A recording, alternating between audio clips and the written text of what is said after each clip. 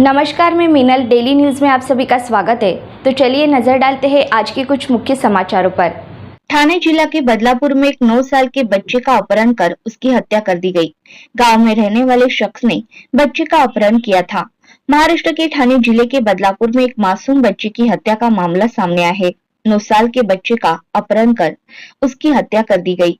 घटना बदलापुर ग्रामीण पुलिस थाना क्षेत्र की है। बताया जा रहा है कि इबादत बुरेर नाम का बच्चा कल रात मस्जिद से नमाज पढ़कर बाहर निकला था। इस दौरान गांव में रहने वाले एक शख्स ने बच्चे का अपहरण किया।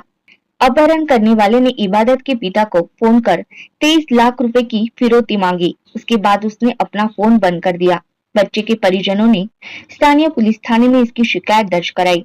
इसके बाद बदलापुर ग्रामीण पुलिस और क्राइम ब्रांच ने रात भर मासूम की तलाश में जुट रही।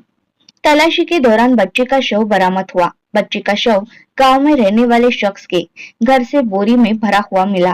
पुलिस ने आरोपी को गिरफ्तार कर मासूम के शव को मुंबई में पोस्टमार्टम के लिए भेज दिया है। इन त्योहार के समय बच्चे की हत्या से पूरे इलाके में मातम छाया हुआ है। याच्यामध्ये कुळगाव पोलीस स्टेशनच्या हद्दीमध्ये गोरेगाव नावाच्या गावामध्ये अशा प्रकारची घटना जी आहे ती रॅन्समसाठी ज्याला आपण म्हणतो किडनॅप करणं, अपहरण करणं असा हा प्रकार आहे।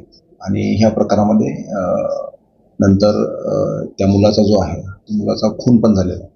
आणि ह्या अनुषंगानं पोलीस योग्य तो तपास करतायत। त्याच्यामध्ये पोलिसांनी अत्यंत कमी वेळामध्ये याच्यामध्ये जे आरोपी आहेत ते पूर्ण निष्पन्न केलेले आहेत आणि ताब्यात घेतलेले आहेत।